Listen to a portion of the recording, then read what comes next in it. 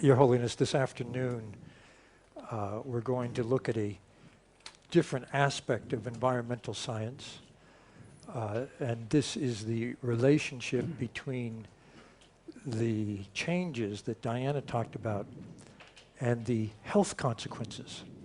One of the points you made was saying if it was a doctor telling you you had to change because it's good for your health, then more people would want to. And Dr. Jonathan Patz has the science that makes that case, at least at the global level. You should know that Jonathan is a professor at the University of Wisconsin. The main thing you should know, he lives down the street from Richie Davidson. And they often bicycle together. Good friends. But Jonathan is... You may also have little the sense of competition.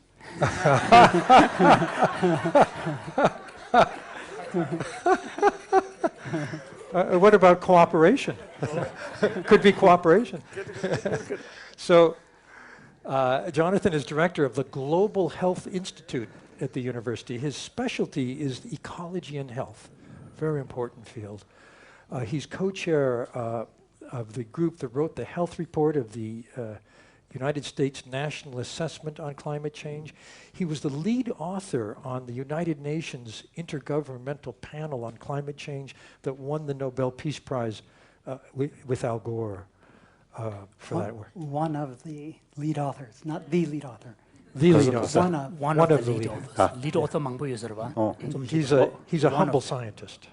Yeah, one of the. He's also founding director of the International Association for Ecology and Health, which are scientists globally who are studying this change. And of course, he's written many, many scholarly books and papers on this link. So that will be the topic for this afternoon. Jonathan? And thank you, Dan. Thank you very much. Your Holiness, it's such an honor for me to be here presenting to you. And what I'd like to do is pick up on a statement that you said in the introduction, which was, given the science, what are the implications of the science? And my role here is to take the environmental science presented by Professor Diana Liverman and ask the question, so what does that mean for human health and well-being?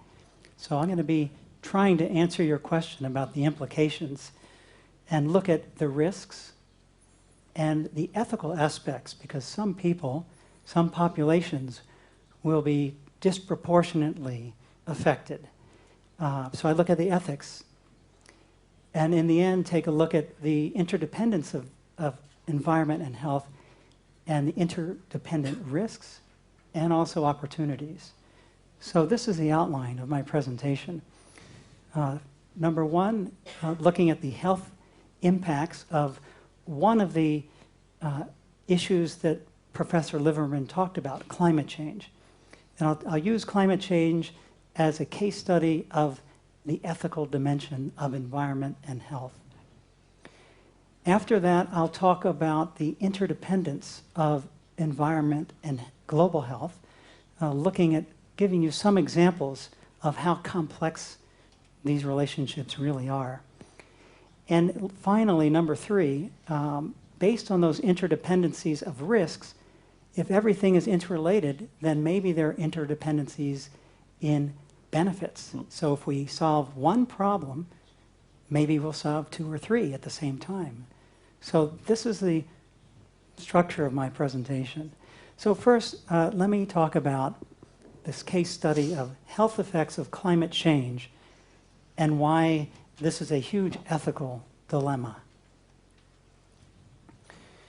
So here you have a map of the world, and this is what you see are climate-sensitive diseases, looking at where we've seen an increase in diseases like malaria, malnutrition, diarrheal disease, very environmentally climatologically sensitive diseases. Where have we seen an increase in these diseases linked to warming temperatures? And this analysis was done by the World Health Organization, and they looked at the amount of warming from 1960 to 1990, 30 years of greenhouse gases and warming, and they asked the question, what would that small amount of warming, temperature-wise, what would that mean for these climate-sensitive diseases? Malaria, malnutrition, diarrheal disease. Jonathan, could you explain why they're climate sensitive? Give an example. Malnutrition is So how does malnutrition be related to climate? For example. Okay, so malnutrition, of course, depends on adequate crops, which depend on adequate climate. So droughts, yes. droughts mostly. But something like malaria, Yes, that's right. which is carried by an insect, mosquito, is very sensitive to external environmental conditions. True. If I had a cold and I coughed on you, which I don't worry. But I am 37 degrees centigrade, and if I was to cough on you, this virus would go to another 37 degrees centigrade environment, right? There's not much interaction with the environment. But something like a mosquito-borne disease, like malaria, a lot of the life cycle of that biological system, the parasite, the insect, is very sensitive to the temperature outside. So if the parasite, and I'll show an example in a minute, parasite in the mosquito can be affected by local air temperature. So some of these indirectly transmitted diseases, be they insect-borne or waterborne diseases, are more environmentally sensitive. So that's why they pick, the World Health Organization picked those diseases. So if you look on the map, the red and orange indicate locations with the most climate-sensitive diseases, like malaria and malnutrition. And notice that, former Soviet Union, Canada, the United States, we don't have many of these diseases. And The southern part of Africa, climatically, not very hot. it's already hot. Not very hot. Not very hot. Not very hot. The southernmost part. So the southern hemisphere is Very, very very southern. like Australia, these. Why is it here? This belongs to red. Right. Climatically, it's not somewhere. So from a kind of a point of view of climate itself, those parts of Africa are not that hot. The southern compared to tip. southernmost Right. tips. But why are they in red? Right. This analysis actually shows the modeling of future. This is showing the change in those diseases. So even though there are more cases of malaria, in this region than in South America, the question the World Health asked is, based on what we know about malaria and its relationship to temperature, where will we see the biggest change? Biggest increase, you mean. And so, 지난 만용 개체를 Jonathan, do you mean biggest increase? increase. So, 망으로 줘야 개체 망숙 제조도 가와도스. 지난 만용 개체 멤버제 아무 다 용식으로 봐. 근데 다 녜마 요버디 두주나 요버디 네 구주나 요버니 버로리다. 두케 도서 체쇼 개체를 나 체류 개체를. So in fact, it could be that the countries right next to a country with the most malaria, that adjacent country may see the biggest change. So again, these are where the World Health Organization believes climate change over the last 30 years from greenhouse gas warming will have an impact. So the next question is, who's causing that climate change? This is looking at greenhouse gas effect on climate from 1960 to 1990. These are the countries that will experience the most disease change from the warming. So who's causing the warming? And that's what this map is. And what you see, of course, Africa is in green. They're not really producing greenhouse gases, not burning much fossil fuels, as Diana was talking about. The United States, and this is where I'm embarrassed to be from the United States, but the United States over the last 50 years, from 1950, and remember the graphs going up from 1950. From 1950 to 2000, the US is the #1 contributor to greenhouse gas emissions. So you could say that we in the United States are the most responsible country for causing climate change and causing this ill health in other parts of the world. China is #2, India, former Soviet Union, Canada, they're up there. But, this is where you see that these countries that will suffer the most are not responsible for the original problem. Now, let's take a look at this same data in a different format. And what you're seeing here is a data-driven map. We call this a cartogram, but this is where the subtasodante, data shilishabaton subtasodans, link the cartograms. Can you explain? Yeah. So the size of each country is represented by the number. So on the bottom, again, remember, these are disease numbers. And these are actually mortality numbers in malaria, diarrheal disease, and malnutrition. And so these the bigger the country, the bigger the problem, the bigger the change in those diseases from warmer climates. So on the bottom you see... Maybe hygiene is also a factor here. Those is a poorer area. The hygiene also difficult. Well, that's true, and in fact, the poorer you are, the more directly affected you are by changing environments. In a heat wave, if you're wealthy, you can have air conditioning. If you're poor, you're exposed. If you have an increased risk of malaria and mosquito-borne diseases, if you have no shelter, no windows, no screens, you're at higher. You definitely poverty plays a role in your exposure, your risk for exposure.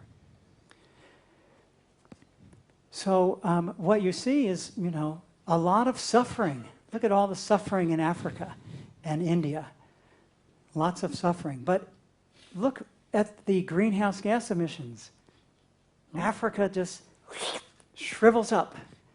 Africa is not really responsible, and the developing world is not responsible for causing global climate change, and yet they're the ones most vulnerable at first. And this, I think this is, to me, I'm not an ethicist, but traveling with Machu and others, and I'm becoming more ethical, I think. But I went to Bhutan with them. But to me, this difference between, those most vulnerable being the least responsible for the problem is the largest ethical challenge that I can imagine. And when I look at this map and I learn more about Buddhism, I'd say, this is where there's a huge role for compassion across nations. When we began the Industrial Revolution 170 years ago, and we built the steam engine, and we burned coal and oil, and developed the automobile, we didn't know it was a problem. We didn't know that, burning that pollution and putting in the air, we didn't know that it was harmful. But now we know. And with that knowledge, that what we do in one place affects an innocent person somewhere else, now that we understand that linkage, this is where we need compassion at the United Nations and all over the world to look at that suffering and balance it. So ethics idea, because out of ignorance, and chicken never show me in it. Depending doesn't matter. Right, she shinto. That is shingi to seven the ethical already. So this clearly shows that the relationship between ethical responsibility versus knowledge. If you were ignorant in the past, then of course there's less moral responsibility. Right. But once you have the knowledge, then of course the ethical responsibility becomes even more important. Exactly. Yeah. Thank you. So here are just some 아주 examples. 다름살라 등에서 괜찮음에다 왔다. So someone was saying, those of us who are living in Dharamsala, we are not responsible. That's right.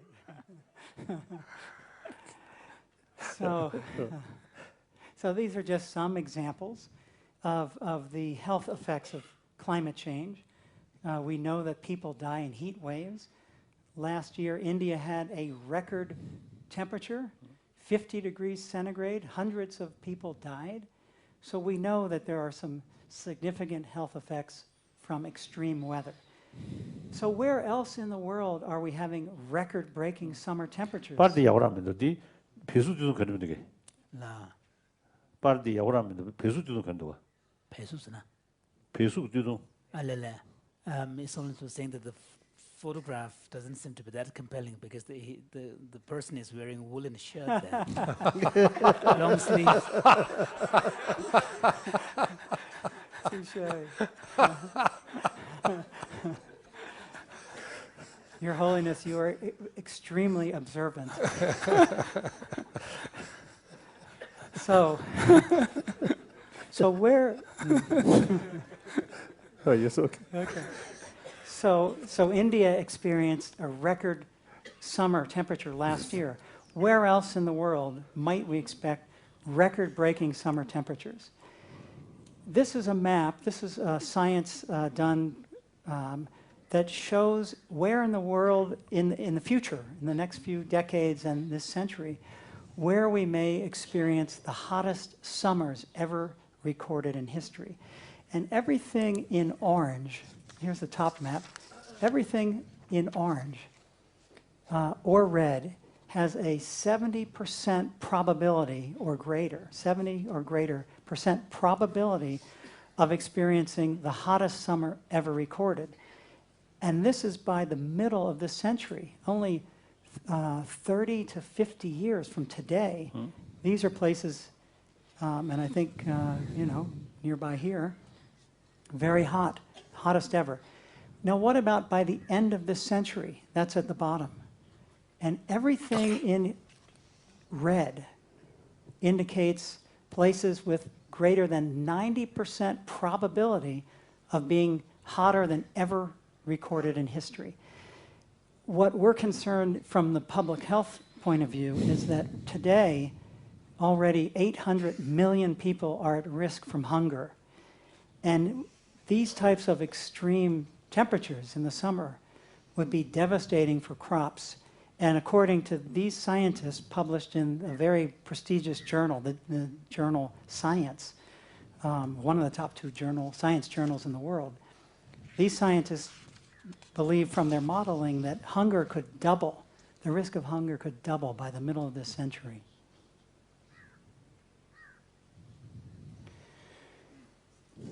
One other example, we talked about malaria and why malaria is so sensitive. This is a graph that shows the relationship between temperature and the parasite as it develops inside the mosquito. What you see is that on the y-axis, temperature, as temperature increases, goes up, the number of days that it takes this parasite, these are two of the main parasites that cause malaria, the number of days that it takes for that parasite to develop inside the mosquito becomes fewer and fewer. Yes. So that as temperature rises, mosquitoes are infectious more quickly. So warmer temperatures can lead to malaria epidemics because of this relationship. I do want to just caution you, though, that while you need the right temperature to have the development of malaria, notice that this line flattens out. Whoops. Notice the line flattens out here, which means that below a certain temperature, malaria cannot develop, right? But you need temperature, but this is not the only thing that is causing malaria epidemics. So all sorts of issues, population migration, bed net therapies, drug resistance. There are many factors. So I don't want you to think that climate is everything. But That's right. you must have the right temperature or you can't have malaria. And malaria kills between 1.5 to 2 million people every year. Most of the deaths are in children. So with this climate temperature-sensitive disease like malaria that's mostly affecting children, this is one of the aspects of ethics of climate change, an intergenerational problem. We're mostly affecting children. And according to the World Health Organization, nearly 90% of climate change health risks would affect children. And diarrheal disease being one, malaria, malnutrition, these are all diseases especially affecting children. But there's another element of the ethical aspects, so not only intergenerational, but places, different regions, different populations will have different extent of risk. This is a map of Bangladesh. Whoops, how did that happen? Whoops, sorry. Here's a map of Bangladesh. And Bangladesh, you know, is a very low-lying country. It's in the river delta. And what this map shows is everything in dark blue here would go underwater with a 1.5 meter of sea level rise.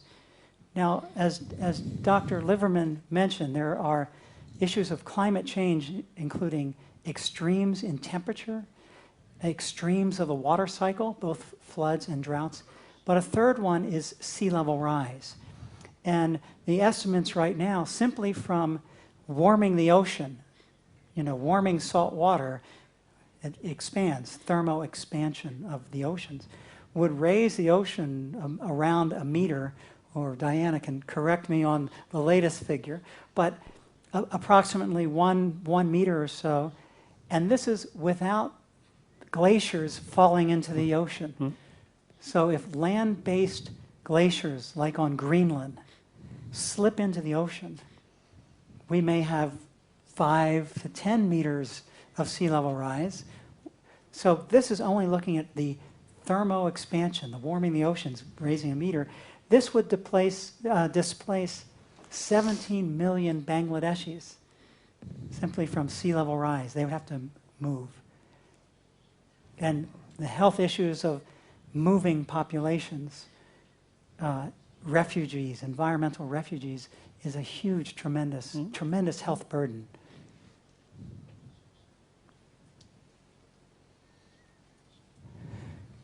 So I want to shift gears now that I've raised some ethical questions of climate change. I want to talk about some other environmental health issues and show the interdependence between the environment and our health.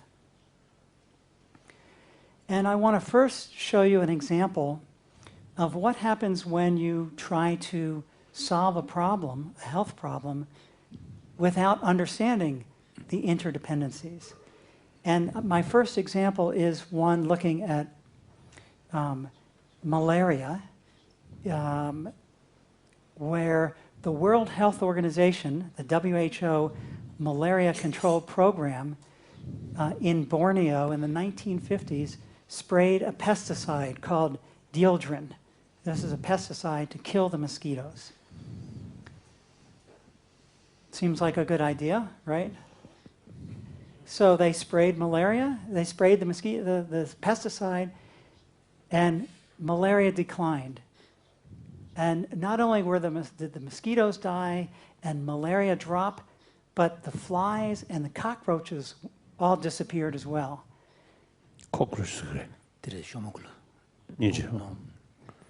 So there was lots of happiness in Borneo. After they sprayed this pesticide, happiness, everyone was happy, beyond expectations.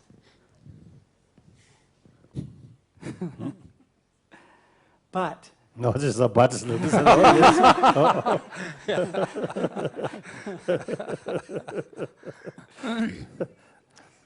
But a little later on, all the straw thatched roofs in the village collapsed.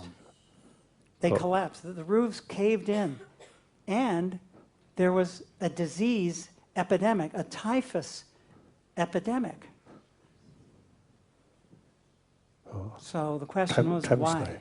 typhus le pepe kala ngandante tsawa da shuk chimbo tsawa na tsawa shuk chimbo che karsena tsane dare dayna tsane rig jirisha that's sajor la darjadi darde nikanda jik re ngoju shibuji da apje tsawe rig shuk che jiri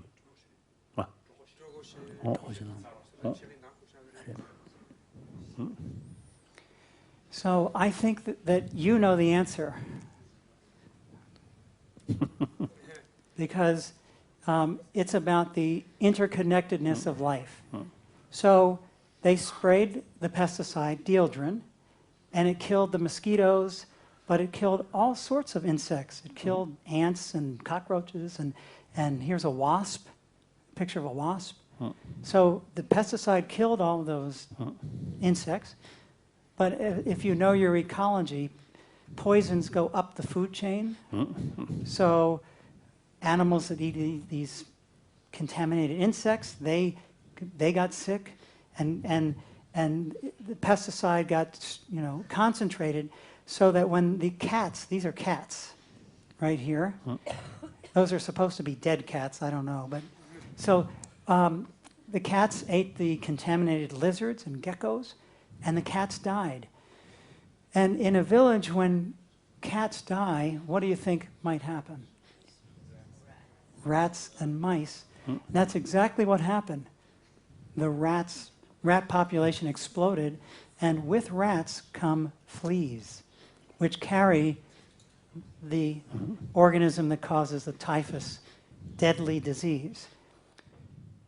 Now, what about the thatched straw roofs? Well, look, remember this wasp right here, that died. 저 폐기로 오셔. 폐기 말해. 지지로 맞아. 지지시로 오셔. 말해. 시미시 외진데 따지지 사냐면서 지지 배제 시부지. 알레. 지지기 지부데. 알레. 오늘 So going back to the other question, why did the thatched roofs cave in? Well, this wasp, she normally lays her eggs in these caterpillars, and these caterpillars live in the straw thatch. And when the wasps died, and they weren't laying eggs in the caterpillars and killing them, basically, these caterpillars, the population just took off, and they ate the straw roofs, and that's what explained why the roofs caved in. So this is, if you go in and you solve one problem, without understanding the interdependence and interlinkages, you can cause more harm than good, which is why we need to approach each problem with a very interconnected, interdependent approach with many people, with many perspectives at one table. Well, luckily, there are many people, many scientists now that are looking at these linkages. Middle way 말해. His Holiness is wondering whether there is a middle way in this situation. We have to control malaria without this sort of facing side effect. So there must be some kind of middle way. So you are asking a question, a very important question, which is there are usually always trade-offs, and we need to optimize. We need to find the way that has the fewest unintended consequences. And so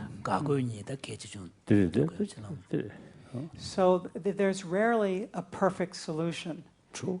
And what we need to do is, and in fact, the World Health Organization allows the spraying, the indoor spraying of DDT pesticides in Africa because it's very effective against the mosquito. But there are trade-offs. There are trade-offs, and you need to try to pick trade-offs.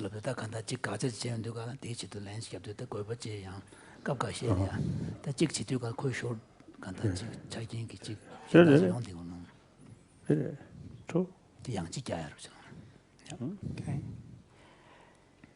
So luckily, there are many scientists that are looking at these interlinkages, and hopefully, if the more we understand the complexity and how everything is linked, the fewer bad outcomes, and maybe the best trade-offs. Maybe we'll find the best middle road because everything is connected, and you simply you need to have that knowledge.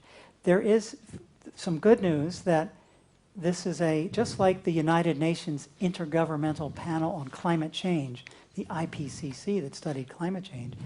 There was a group of over 1,000 scientists from 95 different countries that conducted something called the Millennium Ecosystem Assessment.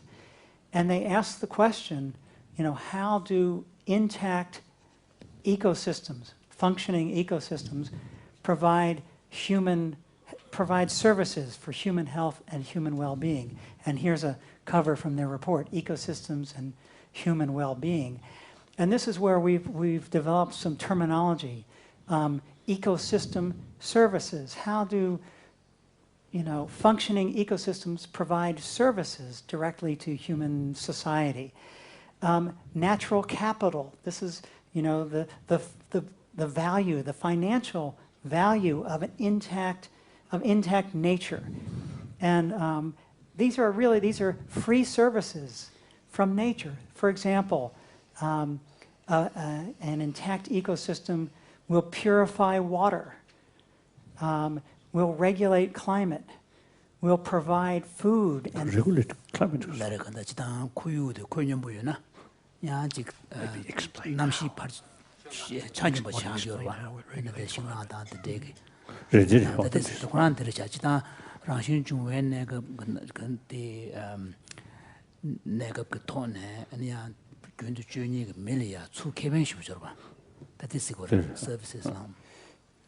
So there are global climate issues, but also here in Dharamsala, if you cut all the trees, your local climate would change. You'd have less moisture. It could be hotter.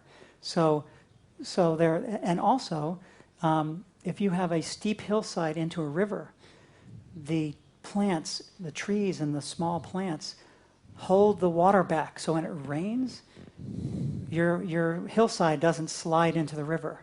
So flood protection from an intact hillside with plants. And so there's an ecosystem service. Some of the work I do is how intact ecosystems protect us from diseases. And I'll show one example in the next slide. There are other ecosystem services like spiritual and beautiful nature to walk in and to recreate and exercise. That's another service of nature. So there's this effort to try to understand these free services that are extremely valuable, but to up until today have not really been evaluated how valuable they are. So many people are luckily, many people are looking at these linkages. So one example about how an intact system protects us from diseases, this is from work that we've done in the Amazon jungle. And we asked the question, is there a link between the rise in malaria in that location and the destruction of the rainforest? And what we found, this is a graph that shows this species of mosquito, ironically called Anopheles darlingi, but that's a dangerous mosquito that carries malaria. And we find more of these mosquitoes in this habitat. This is what you see on the bottom. This is an intact forest. This is a satellite picture looking down.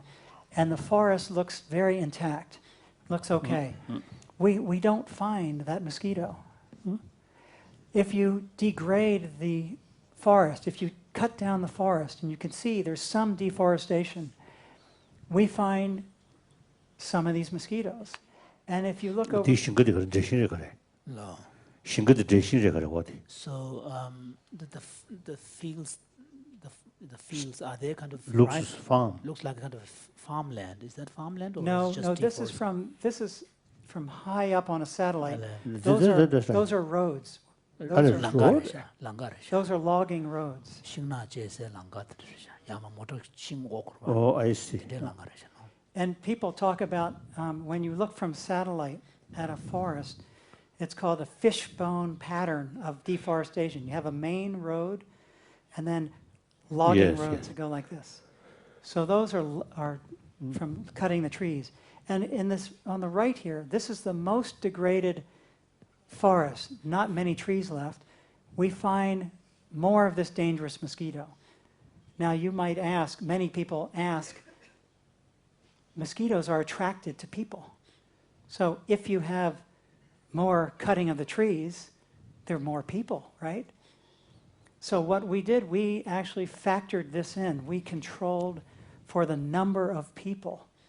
So we know that it's not more people in this location. It's actually the change in the landscape.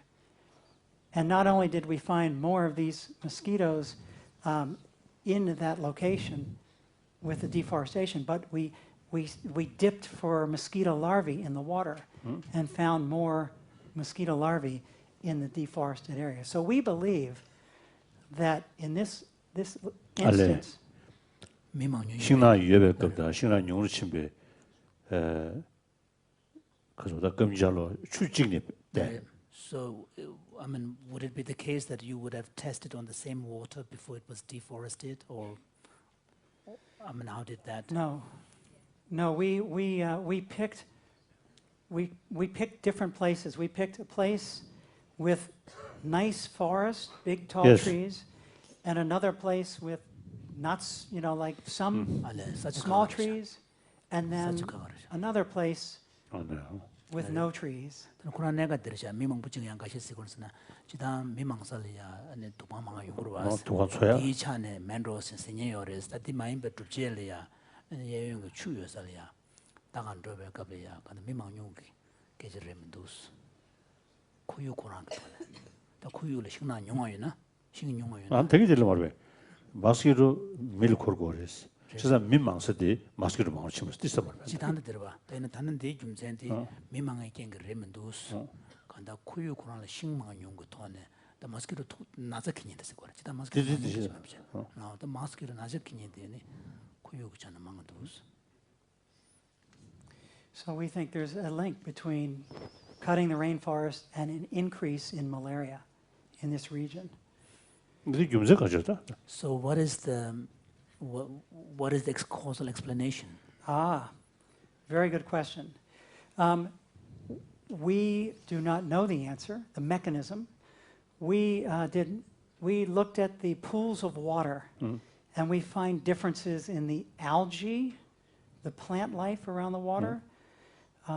We found that the pools of water with the most of these bad mosquitoes had partial sunlight, a little bit of sunlight. But thick forest and sunlight, right? Yes. But we don't exactly know the reason. We don't know the mechanism. That was our observation. But we need some. Mosquito 그렇게 진짜로. You could have just asked the mosquito.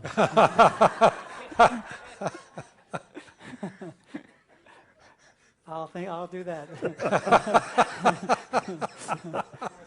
그래서 지금 와체 mosquito brain에 또 심주셨신 거죠. Maybe with Richie's help, you can look at mosquito's brain. So I will follow up on this with Richie. So, Your Holiness, finally I'd like to, my last part of this talk is to look at the interdependence, and if everything is interdependent, then if we think about interventions and doing things, solving the problem, we could have positive win-win situations, or with co-benefits, where you try to solve one problem and you automatically solve more. You know, that would be the best thing, you know. So I'm going to talk about these co-benefits. Now, Professor Liverman talked about fossil fuels causing global climate change and greenhouse gases. But also she said that burning oil and coal cause regular air pollution, dirty, unhealthy air. And that is one issue that we think that if we try to reduce greenhouse gases, the number one solution is to reduce burning fossil fuels. We'll have a side benefit of cleaner air quality. Of, you know, already today, 800,000 people die prematurely every year from air pollution. Is that a global statistic or This national? is a global statistic from the World Health Organization. Yes. They've actually increased it. It should be 900,000 deaths every year from air pollution around the world. They also look at the fact that many cities are now designed for the automobile. And because we drive the car so often, many of us are not walking or bicycling, and that's a health concern. And according to the World Health Organization, this number, they estimate almost 2 million deaths occur prematurely from lack of physical activity. And another number there is about 20 million years of healthy life lost, according to the World Health Organization, from lack of physical activity. So if we were to think about mitigating or reducing greenhouse gases to solve the global warming problem, we can have some immediate, you know, tomorrow, some major health benefits. We've already seen some of these. There are natural experiments. The Olympics, you know, you want your athletes to be breathing clean air, right? In 1996, the Olympics were in Atlanta, Georgia. And Atlanta has an air pollution problem. So to have a cleaner air quality, they had laws in place and they reduced traffic by 23%. And not surprisingly, air pollution fell 28%. So guess what happened? A wonderful health benefit. There was less childhood asthma. Fewer children were being sent to the emergency room for asthma. It dropped by 42% just by reducing traffic. So we have evidence. And I know... So for how long did this last, this reduction of traffic? Well, I don't exactly know the answer, but I believe it was only for the Olympics. One month? Maybe roughly a month, yeah? Not sure. Not sure. Yeah. Now, I've noticed... So it's striking because it's very obvious, yeah, very evident. Yeah. Yes. Well, I mean, based on these things, there are interventions. We're trying to reduce... the economy. So although it's a bit unrelated, but by reducing the traffic by that percent, what is the negative impact on economy? Has it been done or no? I don't know. I don't know the answer to that. Good question. Yeah. But I do. I can tell you that. Any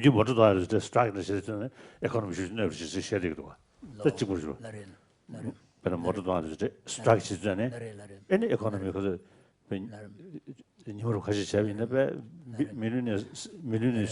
for example, we hear and read about calculations of economic negative impact on economy by people striking for X number of days and not driving to the workplaces and so on. So there are all these ways of measuring the economic negative impact. Yeah, there are other people that might be able to answer this later.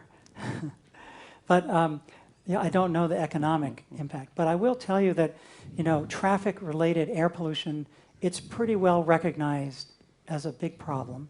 So based on these findings, I think more laws, this strengthen the evidence. And I've been to Delhi twice. This is only my second time coming through Delhi. And I came 9 years ago for an air pollution meeting. And 9 years ago, Delhi, the air pollution in Delhi was much worse. So in Delhi, they've made major beneficial changes in requiring, natural gas vehicles, eliminating the two-stroke engines. So the air quality is getting better in Delhi. So there are interventions. Yeah, but the month during which you visit Delhi also makes a difference. Was it the same month or? Yeah, it was similar. It was similar. It was, I think, October.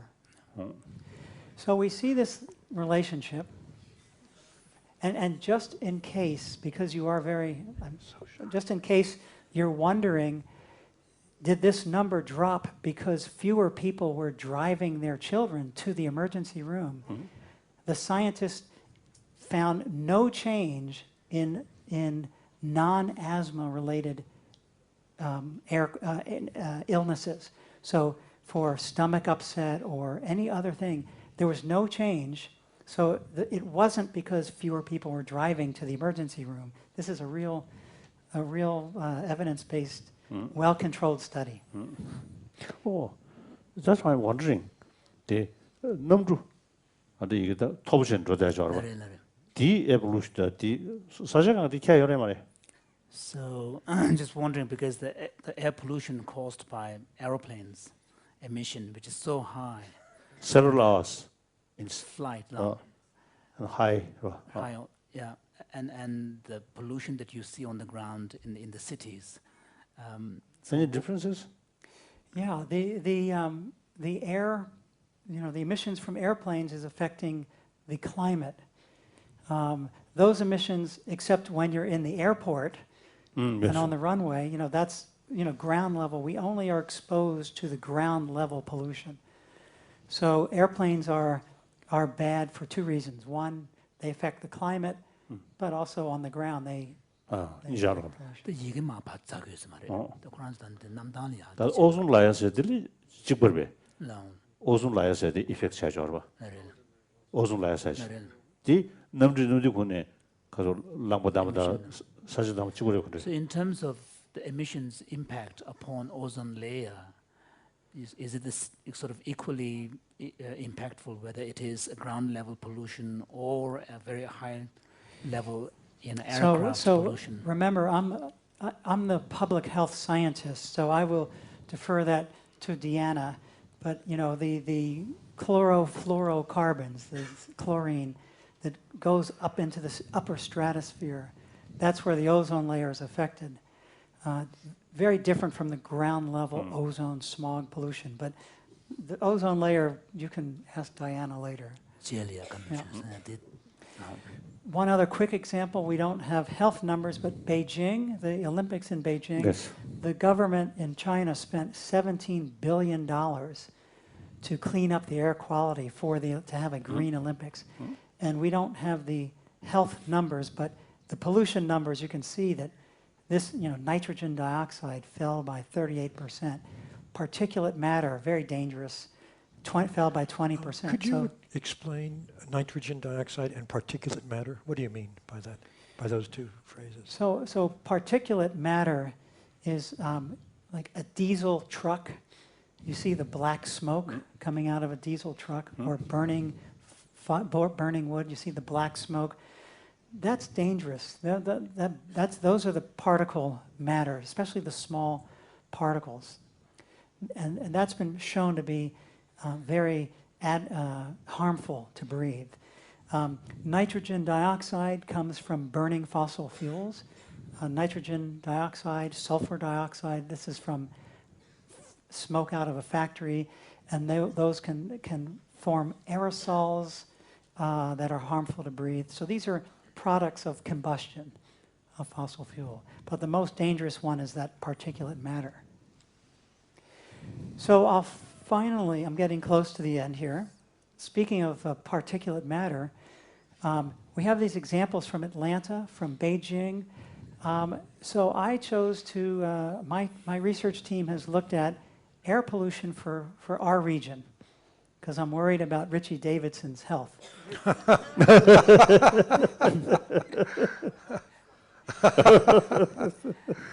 So Richie and I live somewhere about here, and there's Chicago. This is the Great Lakes region. And so this is actually a pollution map, and you can see the red colors are indicating more pollution in the cities. What we did was we asked the question, if in Atlanta they reduced traffic by 23%, and they had that amazing health benefit of less asthma, what if we could get rid of 20% of the car trips in our region of the world? And in fact, that 20% of car trips represents the shortest car trips across 11 of the largest cities in our region. These are car trips that are less than 4 kilometers. So if you're in a city, not in the rural area, but in a city, if the short trips were eliminated, how would that change the air quality? And then how would that air quality affect the population's health? And we found that if we could eliminate these short car trips, we would save 500 lives every year in the region. And we would avoid hundreds of thousands of illnesses like respiratory illness, heart disease, all sorts of illnesses, and just by taking the short car trips off the road. Now, what if half... short trips kilometer about 4 kilometers distance. 4 kilometers, 8 kilometers round trip. 8 kilometers. Round trip. cycle If you bike, how long will that take? 4 kilometers. Well, if you were in Dharamsala... No. In India. Dharamsala, of course. So this region is... Dharamsala, not your business. Thank you. Thank you. So I'm just thinking, so those people who loves car, they may argue, by car, I save such minutes. Time. So 1 minute, $1 or something like that, isn't it? So I'm just wondering, per kilometer, yeah. Modern remember bicycle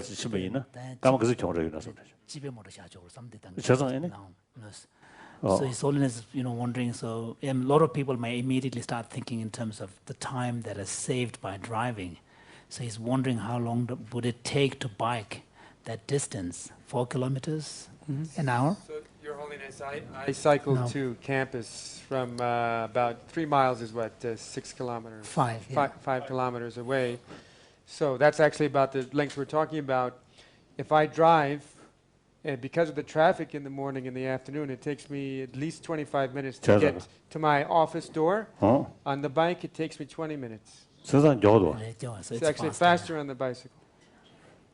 And in many cases, it's faster by bike because you also... Right, yes.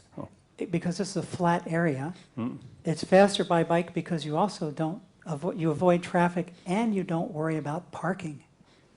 Yes, really? that's why it's Parking shorter. system, Yes. Parking kits are there. So the only problem is in the wintertime when you have ice and snow.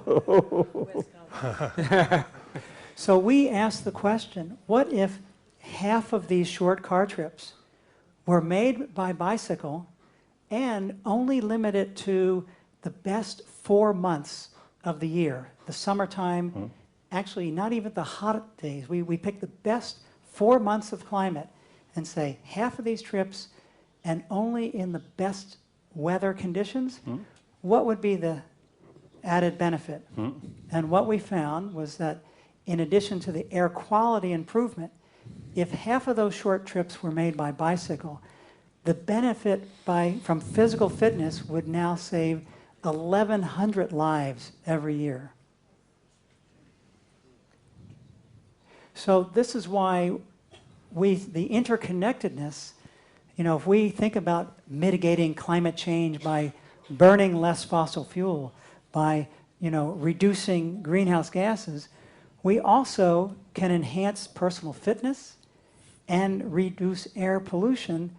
And this is why I think that this interdependence of solutions, the interdependence, fighting global climate change and global warming, could be one of the greatest public health opportunities we've had in a century.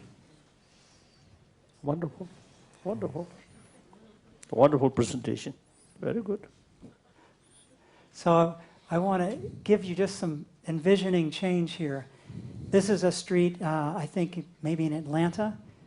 It doesn't look very healthy. It could look like that, or it could even look like that. We need to begin to think about these, how to make our cities not just built for automobiles, but built for people. And this is where I look to your wisdom and some of your writing, and you talk about everything starts with the individual, and everything, we start with ourselves. And I put up Gandhi's quote here: "Be the change you wish to see in the world." This actually is a picture of my house. And this is, I am 5 houses down from Richie and Susan Davidson. So he lives nearby. So, and this is a picture of my house, and this is a picture of the vehicle I use to go get groceries at the grocery store. So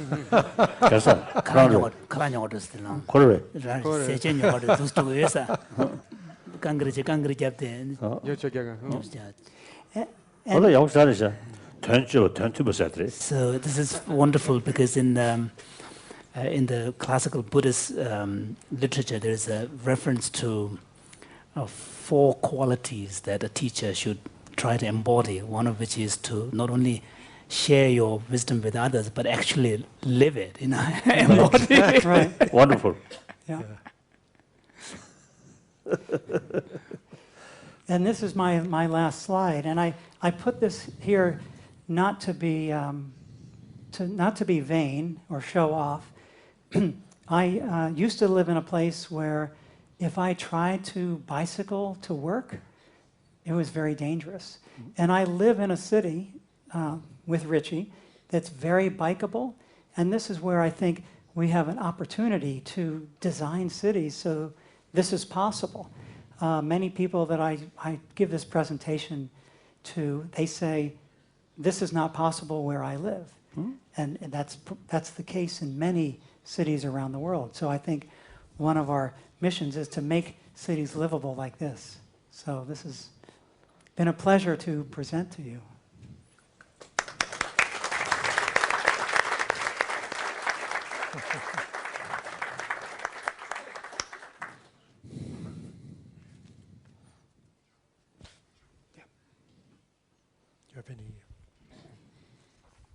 Do you have any? Yes. Now nothing left. All questions come out because of the spontaneous way. Spontaneously. Then let me open it up to the panelists. So maybe, Diana, you can pick up on the question that His Holiness asked about the impact from the ground level air pollution versus the high level emission from the aeroplanes on ozone. Let's see. No. Yes. I will try, but actually, Your Holiness, I would prefer to wait till later in the week so I can make sure I give a good answer. But there is a difference between ozone at the ground, where it's dangerous, and ozone in the stratosphere, where it's protective. But I think later, perhaps we could discuss the issue of aviation, because I think it's a source of guilt for many of us. And I would like to make sure I give exactly the right information. 엔 디에치 하듯이 되죠. 지단 남군자 토세를 찍도가. 근데 그저나 30,000 40,000 right feet. The space contrast to. 아마 콩고르서서 줄어야지. 그래서 콘콘. 들을 더 말해. 티티하게 연음에나. His Holiness is also wondering at the altitude at which the aeroplanes fly. For example, the regular planes fly somewhere between above 30,000 feet. And then Concords are supposed to fly even higher than that. So their impact, again, on environment, I mean, are there any differences or?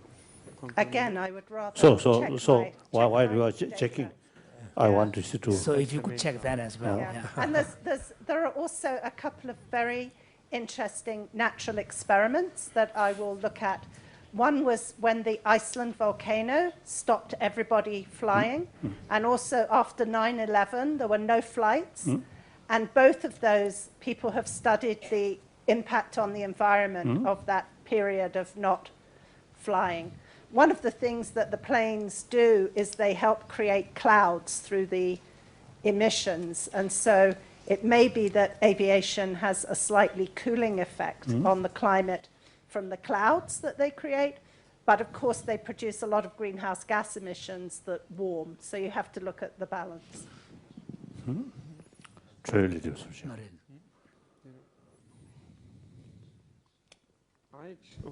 I actually have a question, Jonathan, which is, well, for me, you talked about the concept of the intact ecosystem, and also thinking a little bit from something of a Buddhist perspective and the notion of impermanence. Of course, intact sounds like static, meaning it doesn't change. And I'm sure you don't mean that it is unchanging.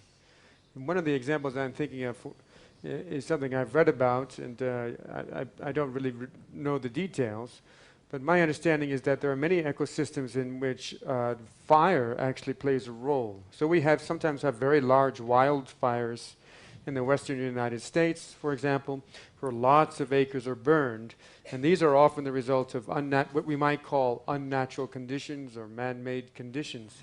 Or lightning. Or lightning, but in other cases, there could be a natural cycle of burning and restoration of a forest that has simply been occurring long before humans were present in those areas and long before the industrial age.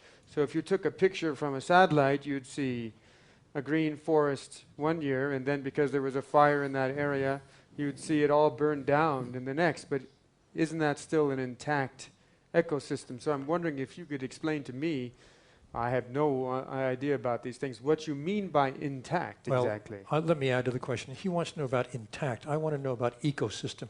Would you Both define of those, yes. ecosystem? Ecosystem and intact. Because it's a very important word for our discussion. Yeah. Yes.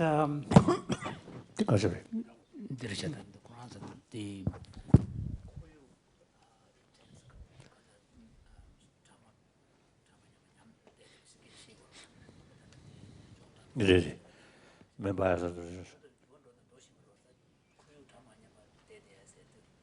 the mixing me so chair.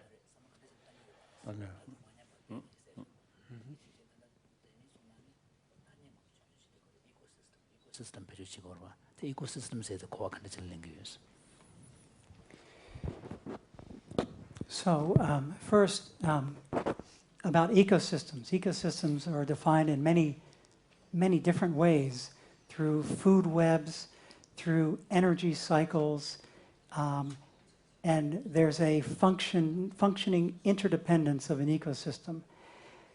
As far as changing ecosystems and natural fires, there are issues at different scales of time, and there are enormous complexities where even ecologists don't pretend to understand all of the interconnections. And I wouldn't want you to think that that things are unidirectional. If you preserve a forest and you don't change anything in it, that always leads in a certain direction to less disease. So, you know, you're asking. it's one of these issues of trade-offs again. We have to clear some land for agriculture, to feed ourselves, and would you just not touch that at all? You'd have to say, to some extent, for society, we should do, we can change things a little bit for more direct benefit. But in some cases, if we were to clear a whole area and plant one crop, a monoculture, and have no wild biodiversity or a bank of species, if a pathogen, a disease, a plant disease came in, it could wipe out the crop. And this is where, at least having some intact natural systems in agriculture, that's been shown to be very beneficial. But I don't pretend to know, I don't think ecologists will tell you that they know all of those interdependencies. If I could follow up, Your Holiness, but I mean, part of what I'm saying is it sounds like intact just means not affected by humans, as if humans were not part of the ecosystem. So I'm curious how you're using the word intact, and so I can understand more clearly, what effects exactly you're pointing to. Right. So if non-humans somehow change an area, that means it's still intact. Yeah, so what's the difference between sort of natural change? Is it just the presence of humans that constitutes the loss of it being intact? Well, I'll first say that I'm not an ecologist, but I work with ecologists. And there is this issue of humans as part of nature versus us and nature, and I think our later speakers will get into that a little bit.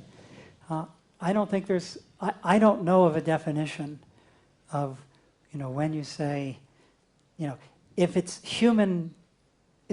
caused by humans, it's always bad. That's not necessarily true. The Ice Age 사주를 미술게 말하고 그런 식으로. For example, we speak about the changing from the Ice Age and so on. So these cycles of change have nothing to do with human action. It's part of the natural cycle of change. Right, but getting back to Diana Liverman's talk, it's things are always changing. Yes. Things are always changing. It's the speed, the rate of change. It's that we are cutting forests, many square kilometers every year, and we are changing the climate system faster than would naturally occur. It's this rate of change, I think, that has the ecologists the most concerned. I think Greg had a question, and then Diane, did you want to speak directly to that? I mean, with the question of intact, I think the other way is to think about what does disturbed mean. And forests, for example, have been affected by fire for centuries, but the recent results suggest that we may have doubled the risk of fire, not just because humans are there and maybe causing the fires, but because of global warming. So we're increasing the damage to the ecosystem. So ecosystems always fragmented and changed, but it's the extra burden and the extra fragmentation that we're placing that's causing more mosquitoes, or the concerns about the outbreak of some of the very infectious diseases like Ebola and others. And that's where deforestation is really very challenging in terms of the possibility of interactions that could create very serious disease. Greg. Your Holiness, I'd like to address two of the topics that came up around traffic in Jonathan's presentation. First, you asked what would the economic impacts be of less driving, And it reminds me of the story that in the United States, many cities people have been proposing to create zones in the center of cities with no driving allowed. And the businesses there initially protest this idea because they're worried that they'll have fewer customers. But the cities which have tried it, by far the majority find that they get more customers because people like to go and have an experience of walking in the street with no cars.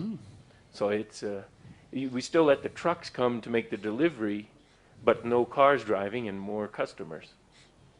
That's a win-win. And the other win-win, I wonder, Jonathan, in your research about traffic, when you took 20% of the cars off the road, did you include traffic modeling that shows? Can you say what traffic modeling is? So His Holiness asked, for example, less driving. Well, if you don't drive, maybe you bicycle, you might lose time.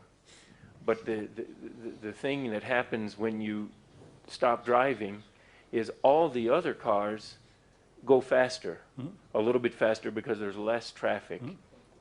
And so everyone else is saving a little bit of time, and everyone else is also reducing their emissions. So the benefits, 20% less cars means more than 20% reduction in emissions, because now all the rest of the cars are moving faster and more efficiently. And everyone else still on the road is saving time. 성화편에서. 나를 저 가서는. 네, 모든 용신사는 라이트부터 주지. 그래서 돈이 모두 돈이 저 교구도 두어지단 뒤차냐냐 랑바당에 용으로지 마다. Craig, thank you for your question. This analysis was done by a very, very large team. And I will argue, and in fact, these results are coming out on November 2nd, so in 2 weeks. The beginning of this analysis starts with a very sophisticated emissions model, pollution from the tailpipes of the automobile, looking at location by census tract, very specific location, by the type of road, by the speed of traffic. So it's a very high resolution geographic spatial analysis of pollution coming out of tailpipes of cars. It's a computer model. It's a computer model. It's called Pluto, but I can't remember what it stands for. But anyway, so we have a very sophisticated, and in fact, even something very interesting, the most pollution from a car comes from short trips. Because when the engine is cold, before the catalytic converter and the pollution mechanisms, before they warm up, your first emissions are the worst ones. We call this cold start.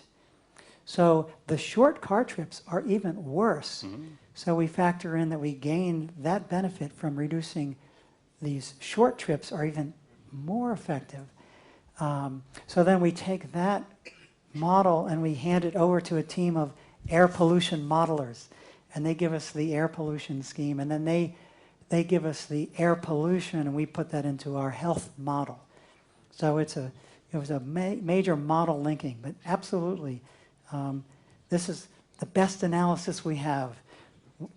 Check the results on November 2nd. I have a question. Both for Diana and for you. We've been hearing many predictions of what's going to happen with climate change. How do you make those predictions? And how certain are you of those predictions? Maybe this is more for Diana than for you.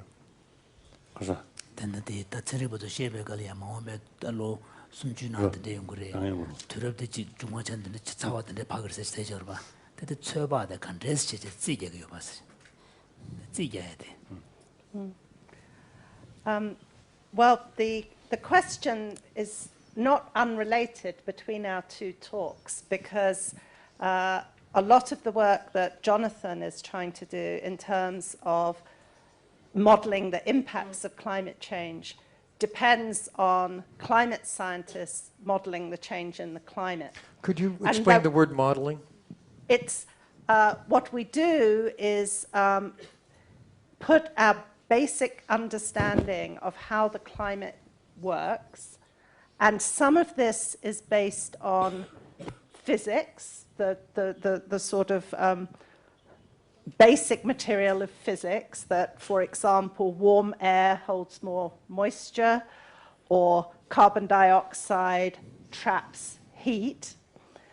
But the atmospheric system is so complicated that we can't put not everything in the model is physics. Some of it is statistical correlations based on observation of past behavior.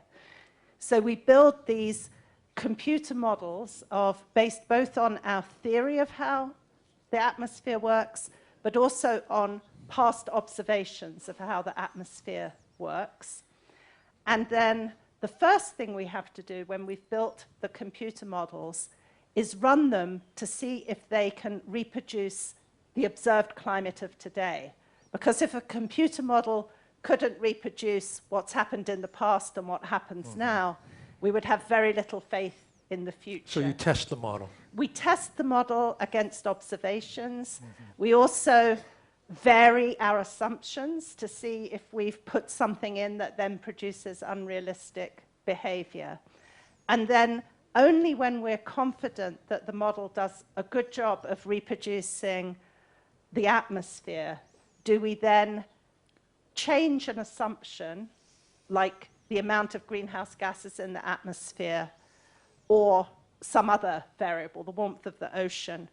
And then we run the model for 1 year after another out into the future and look at how the climate evolves. And so they're very much based on our understanding of physics and our observation of past behavior. And then we project forward into the future. But what we have to do, because we don't know whether people are going to continue to not act, and we don't know if possibly people will change and do the right thing and reduce emissions. You don't know how many people are going to start bicycling for short trips. Yes. So what we do is we work with what we call scenarios, which are alternative futures. And so the climate modelers usually work with what they call business as usual, which is continuation of current behavior. And those are the ones that tend to give us the very high temperatures. But we also look at scenarios that assume people will do half what is needed, or people would do everything that is needed. And then we can actually provide information. If we make this choice, we would have this climate future. And if we make this choice, we would have a different future.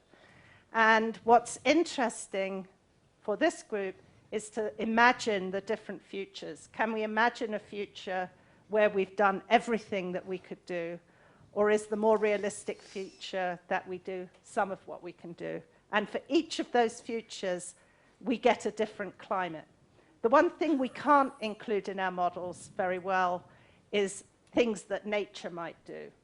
So if there was a year with a lot of volcanic eruptions, I mean, we could put that into the model, but we don't know if that's going to happen. So what's your certainty that Delhi will be 105, whatever the centigrade was? Well, the way we... 122 Fahrenheit. 50 centigrade, 50 yeah. centigrade. What we do is the other thing that we do to try and increase confidence. Yeah.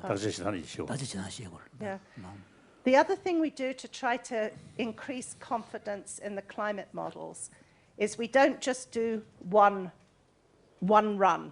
prediction. We do hundreds and thousands, and there are also now 15 different groups of scientists around the world in many different countries who are all working together, but with slightly different models to do these projections. Because the future has different possibilities, they're testing each But also range. science may have slightly different assumptions about the physics. So one group might have placed more importance on clouds in their model. But by having multiple groups doing the models, and then also having each group doing lots and lots of projections, because there's a certain amount of stochastic, how would we, random, there's a certain amount of random behavior in the atmosphere. So you do it over and over again. And then what we create are results that say there's a certain chance of this happening. So in the case of the heat waves in Delhi, I can't give you that chance right now without reading the paper again. But what it would tell you is that there's a 70% chance or an 80% chance. And what happens is, what is beautiful about and fascinating about the science, but also very difficult, that my colleagues would run a climate model that would produce thousands and thousands of results, a sort of a picture of what might happen. And then I give that to poor Jonathan with all of this data, and then he then has to make his estimates based not only on all the complexity of the climate system, but all the complexity of the behavior of the mosquito and the behavior of humans. So it's fascinating scientifically, but we get all of these layers of our assumptions and needing to test that make it very complicated. Is it too early to know whether any of the models have successfully predicted certain outcomes? In other words, have any of the models, is it too soon to know that? No. Or some of the models turned out to be correct? No, the first computer models that were modeling the climate, the impacts of global warming, were actually being done when I was a student in the early 1980s. In fact, I was fortunate to study at the National Center for Atmospheric Research in the US, where these models were just being produced.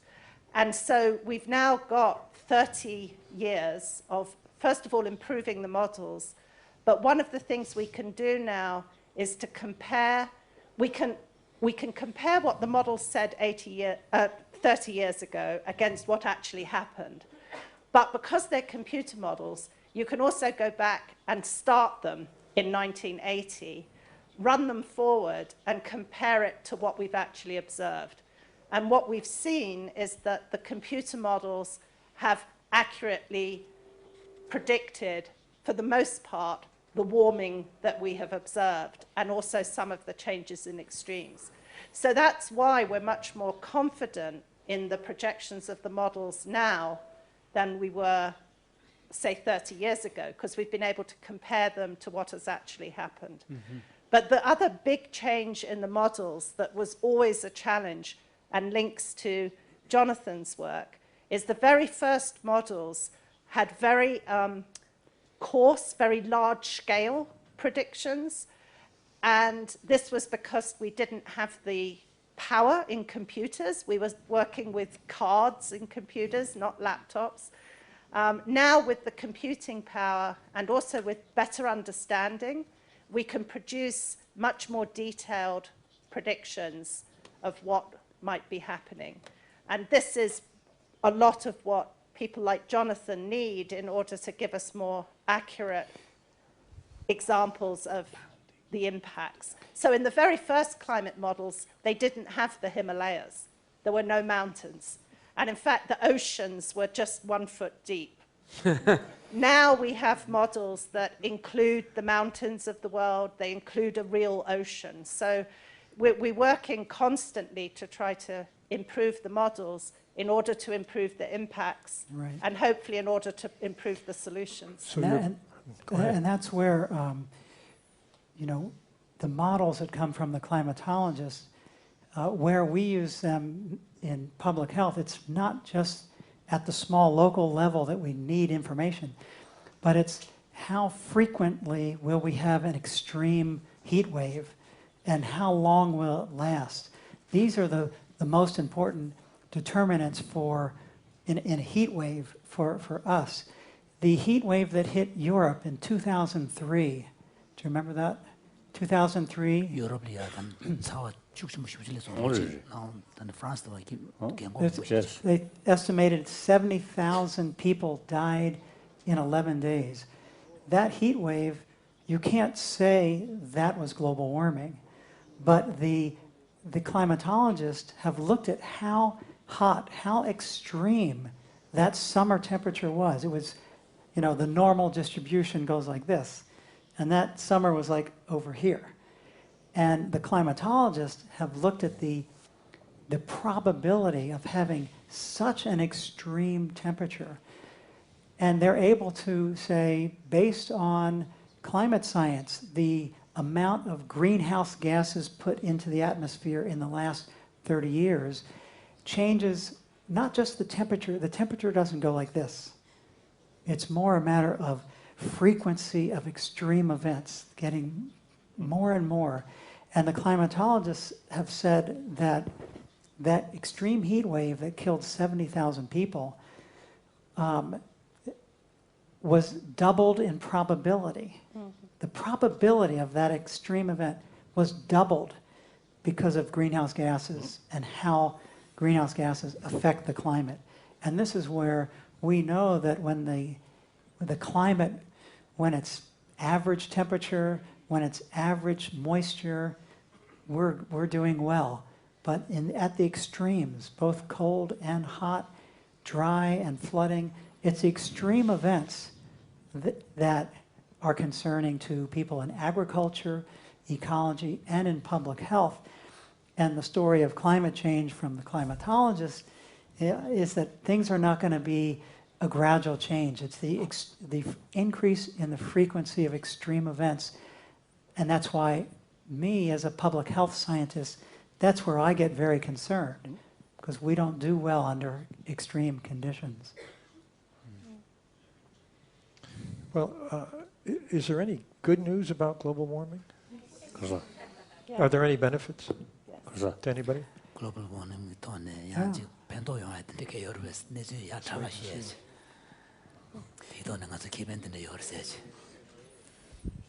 Are you asking? I'm asking you. I'll answer first. There will be a reduction in people dying from cold temperature.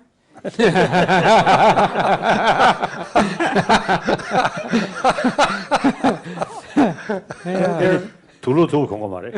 You don't have to wear thick clothes, yeah? Right. 나 둘로 두고 시작해서 왜 또 도저히 설 수가. Because when you wear really thick clothes, you feel the weight. Right. There's some diseases will disappear. Yes. There's some diseases that are carried by ticks. Ticks. Yes. Ticks. Dharamsala 중에서도 hot climate is no mosquito.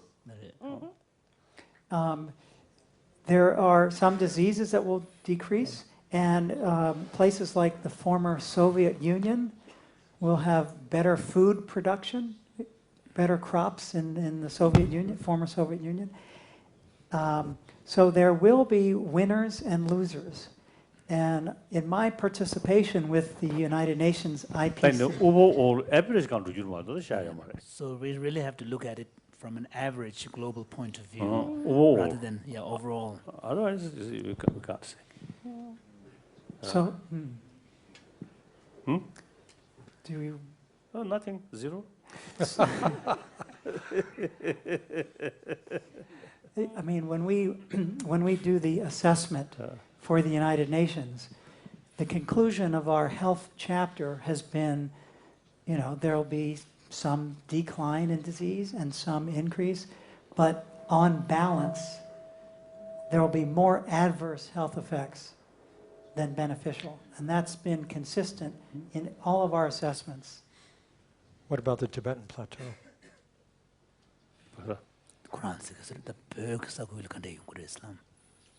Yeah. There are a few studies that suggest that there are some benefits for some people on the Tibetan Plateau because it's very cold in winter. That's right. And there are a lot of respiratory problems. So there are some suggestions that there could be some benefits, and also that people might be able to grow a wider range of crops with the warmer temperature. There's also an example that I think it was Raffaella told me of how with the melting of the permafrost, the lakes are getting larger, and that is increasing the population of cranes, the birds that can migrate. But then, of course, there are lots of negatives as well. That means more food. Many Chinese was fond to hunt these birds. Oh, they're very beautiful. In early 60s, there were cases, those cranes or some kind of geese. Ducks. Geese. Geese. When Tibetan, usually with Tibetans of dress, they don't fly. When was some Chinese trousers, come, they immediately fly. Then later, some Chinese dress, Tibetan dress, and then hunting. That's what we call adaptation.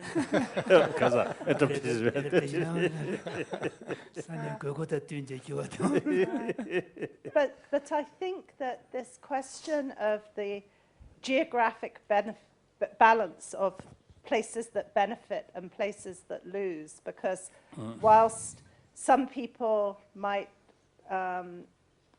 eat better or be a little warmer in cold regions, it would be at the expense of the millions of people in the river basins who will have less water. So I think this is a big question, because there are some countries who are less keen to negotiate an agreement on climate change because they think they could benefit. Right.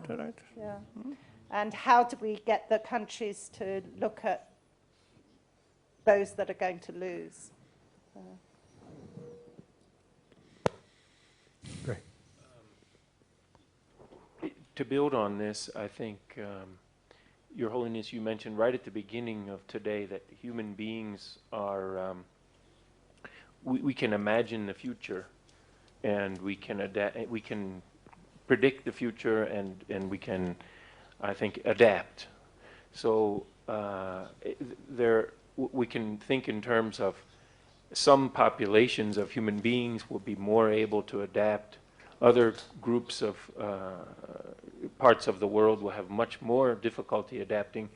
But can you say a few words about nature? About biodiversity and animals, which don't have the same ability to predict climate change, and in many cases can't move because we've cut off the migration, and the changes will be much more rapid than the changes that the species have been, dealing with before.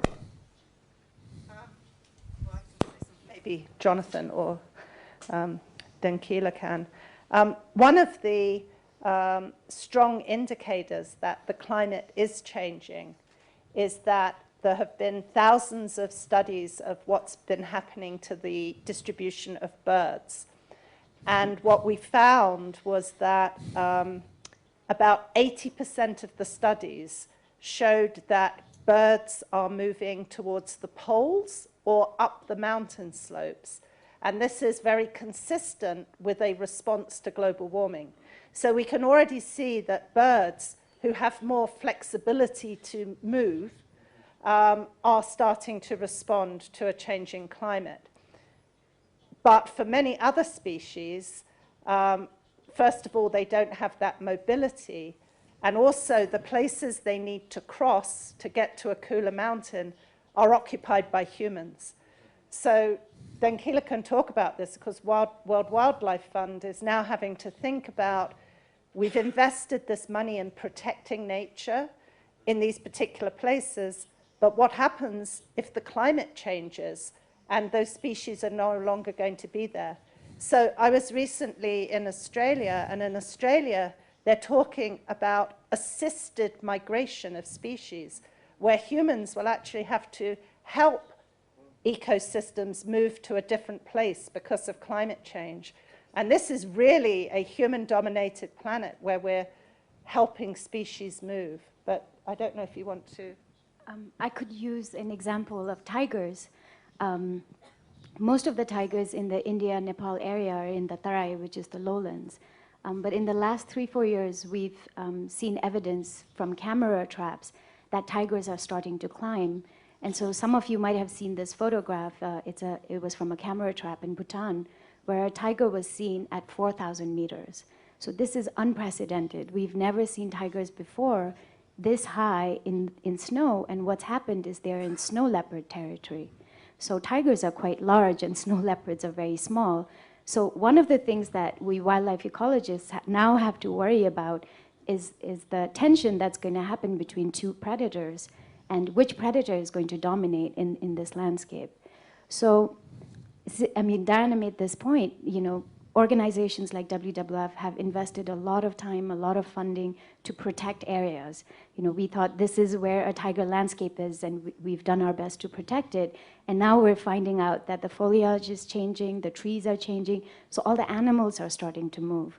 The first thing that happens is it's not the predators, it's actually the prey that start to move. So like deer, they're the ones that move, and the predators follow.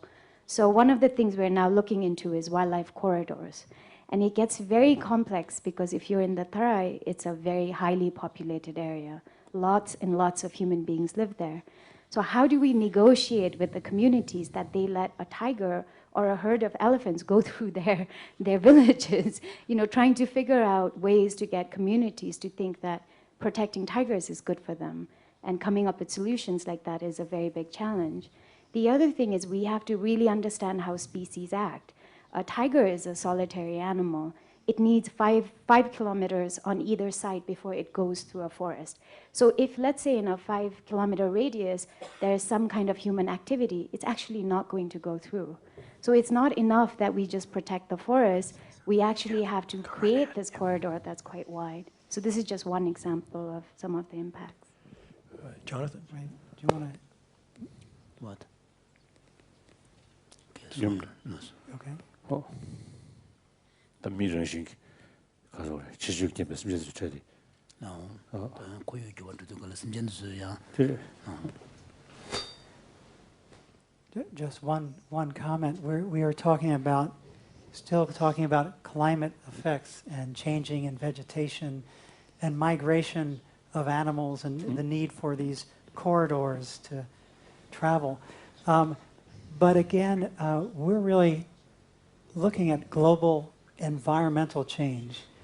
And as Diana had pointed out, climate change is a big topic, but not the only topic. And many of the changes in biodiversity from the Millennium Ecosystem Assessment Report, you know, we have changed the landscape of the Earth, especially for agriculture. And land use change, what we do on the landscape, has a faster impact on species biodiversity. And so I just want to, we mentioned this morning when we started focusing on climate change, just to remember that it's global environmental change and not just about climate change. And some of these land use issues are more immediate and just as important. Just to throw that in there as a reminder. Could you unpack that? You mean land that was forest is becoming farms, so animals have nowhere to go, or? Land. What are some examples?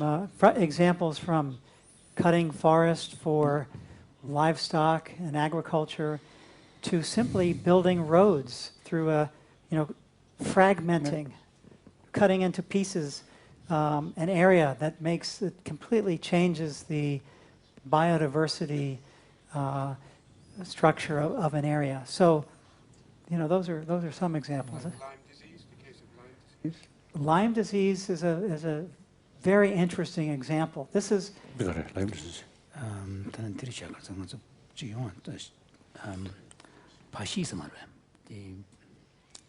척투하기 푸지도.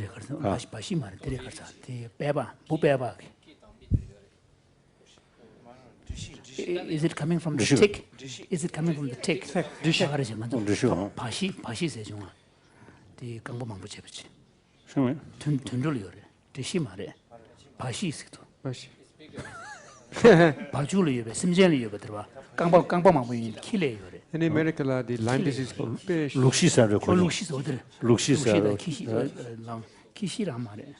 We're discussing what a tick is. The Lyme disease, the I see. So, Tiny. Lyme. so Lyme disease, can I go?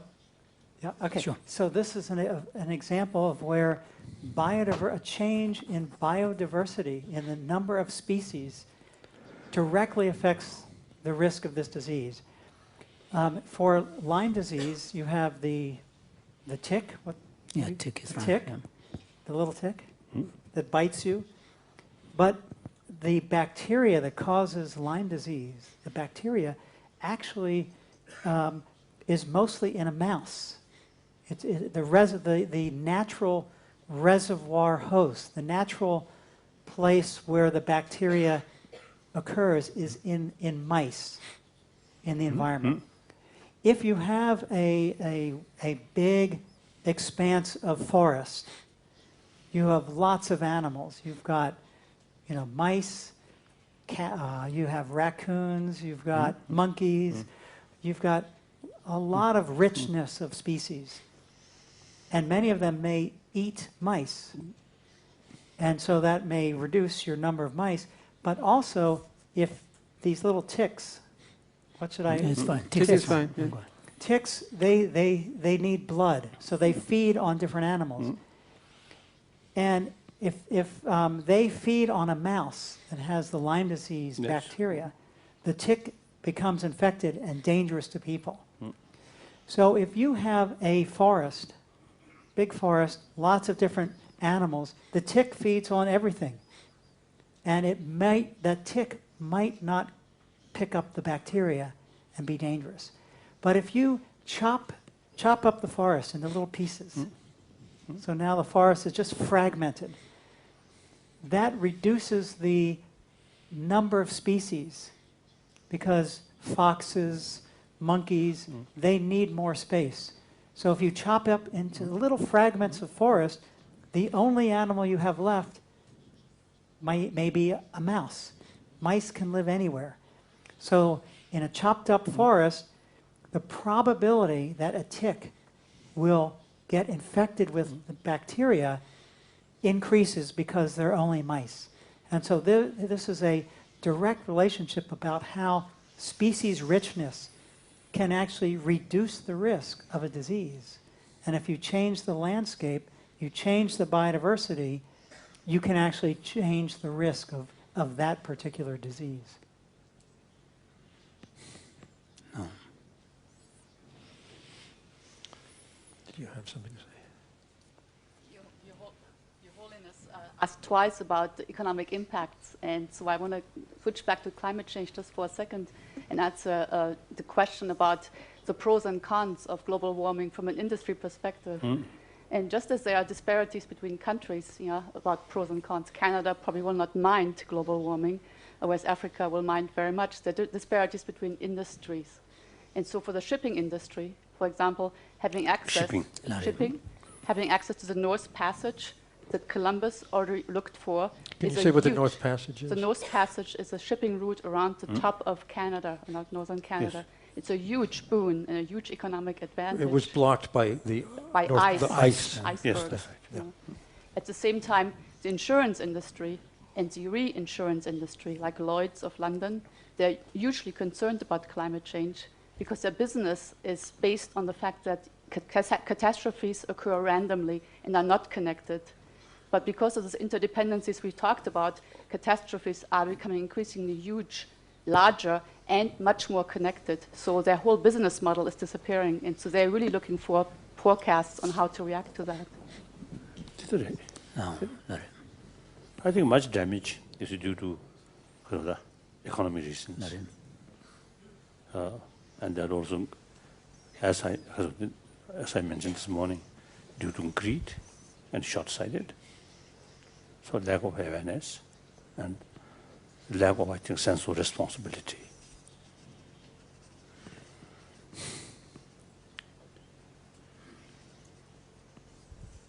At the same time, of course, the economy also very important, and the use nature resources also have to use. That is, the extreme amount of So the only approach is to really find a balance so that we don't go into either of the two extremes.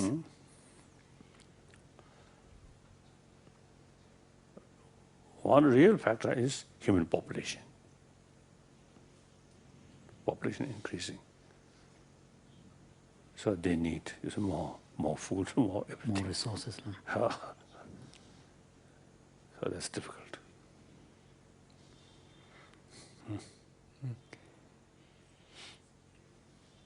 So, Your Holiness, if I could just comment, your comment about population reminds me of a cartoon of a boat in a stormy sea, and the boat is tipped like this. yes. This is the front of the boat, and this is the back of the boat. And in the front of the boat, you have tiny little ant-like people. Tiny. They're all over, but they're tiny little ant-like people. And some are falling overboard. And back here, you have some big, very big individuals. And the big people in the back, and the boats like this, are saying, hey, you, up in the bow, up in the front, stop overpopulating. And, you know, stop reproducing. And really, it's, of course, a combination of, you know, these big people in the back are like Americans and Canadians and Europeans that, you know, we have a very big environmental footprint. We are consuming, you know, per person consumption is enormous. So each of us are big and we're sinking. But, of course, you know, population is also a key problem. And we can't ignore it. We can't just say it's just the overconsumption. But that's something where we're having, I think, the least progress in reducing per person energy and resource consumption. Overpopulation is absolutely a major problem. But I think through the education of women and giving women opportunities, we are having more success in slowing population, even though it's still a major problem, more success in curbing population than in putting those big guys in the back of the boat, putting them on an energy diet.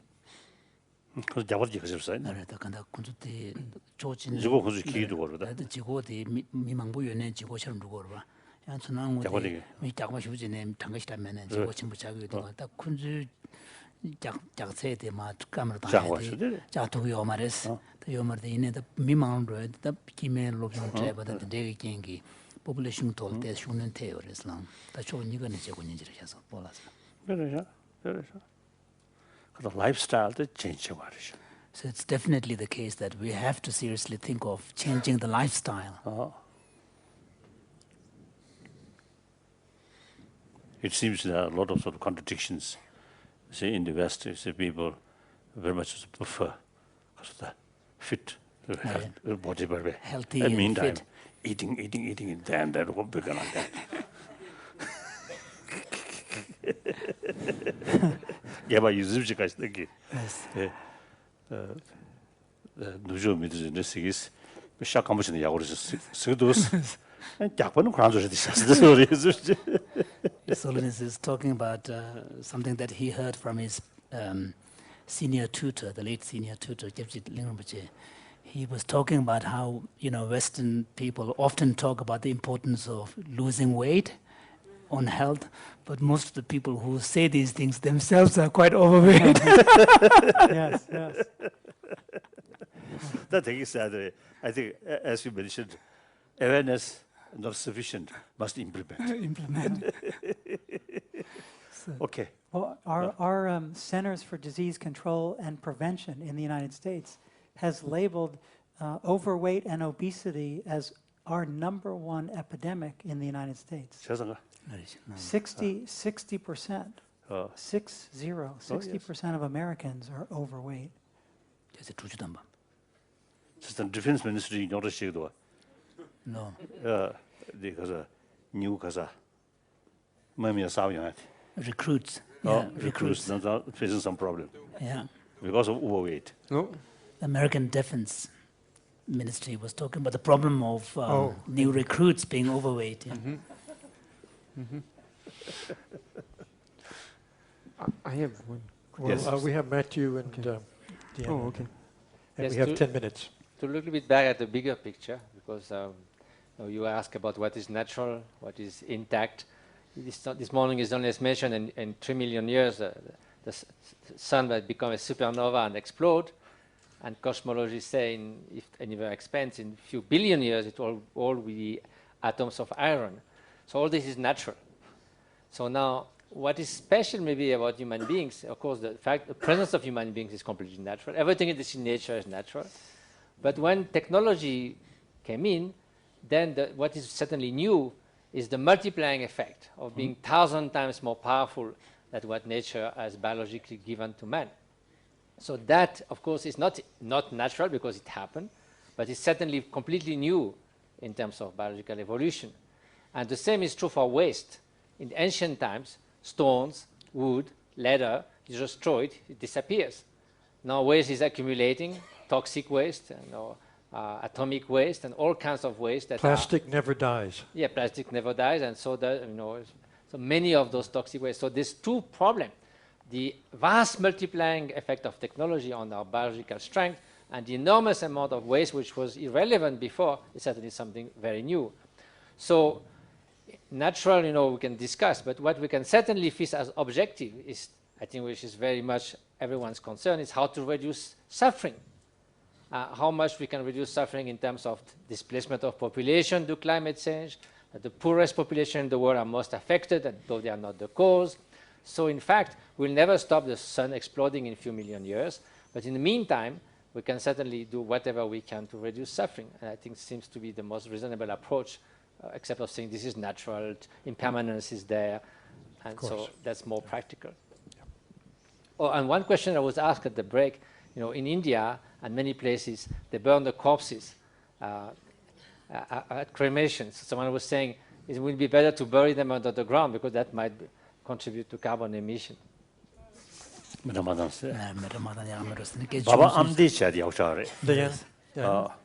one organization near Nagpur, that whole colony, the handicapped people, disabled. So their tradition, they start one sort of practice. Anyone who die, they say the instead of burning. Salpe. And the bash as such the shingstu. So they have a custom that anyone who dies is wrapped up and then buried underground, and a new tree is planted on the spot. So which His Holiness feels is wonderful. I know that person now already passed away. The founder. Wonderful person. The founder. Baba Amdi. Actually, the part of my money which received from Nobel Peace Prize, I donated that organization. Wonderful organization. Now I'm wondering, I don't know, after he passed away, what happened to his organization? But now you see people, small pockets here, really, I think they're making some effort. But we are lacking because of the more collective, global. Collective way. No.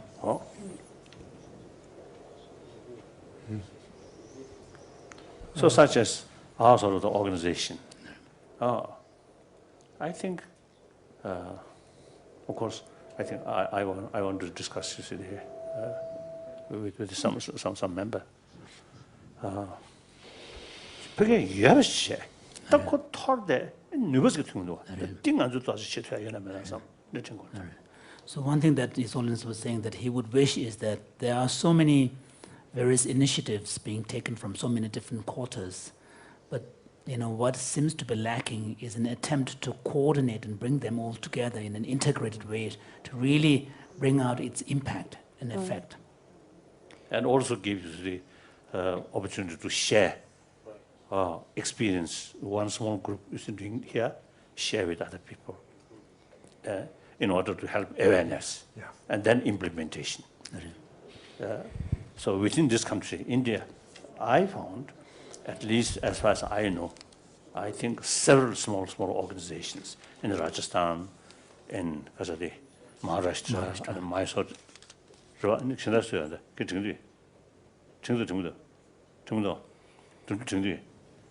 At least I have some sort of opportunity to visit this area. So they're really dedicated people because of improving the condition in the village. At the local level. So perhaps lack of coordination.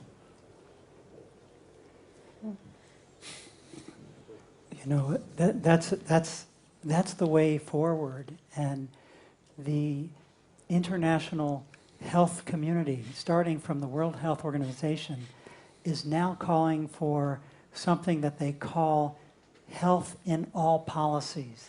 It's a new movement to say, at least I'm just speaking from health, but that energy, agriculture, transportation, business, economics, at least from the health point of view, the official World Health Organization, that body, is saying we have to work across sectors, across knowledge bases, or we won't be able to solve these problems.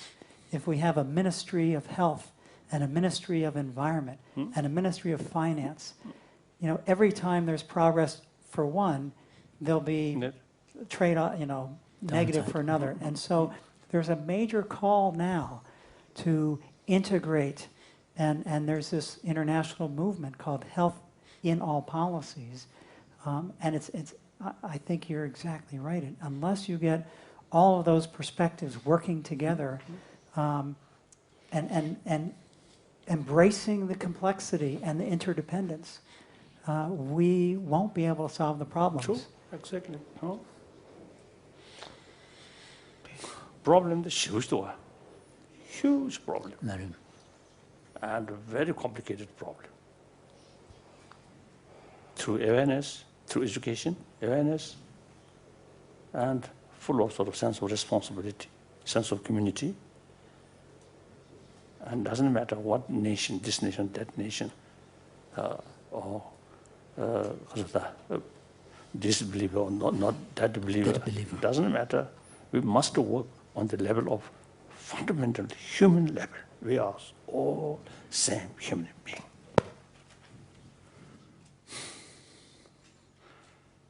But I don't know. When I hear, listen, those sort of prediction after 30 years or 40, 50 years, then me personally, no need to worry. When these serious problems happen, then I may be in heaven or hell.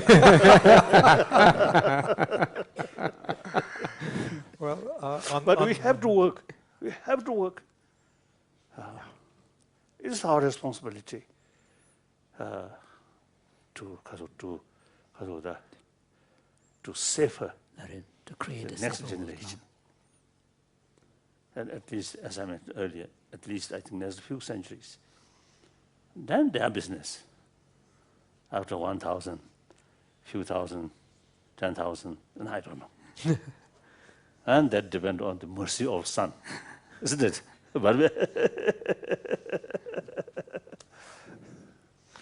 Well, then, actually, we've reached the end of our time this afternoon. Thank you. So I want to thank all the participants and you, Your Holiness, for giving your time.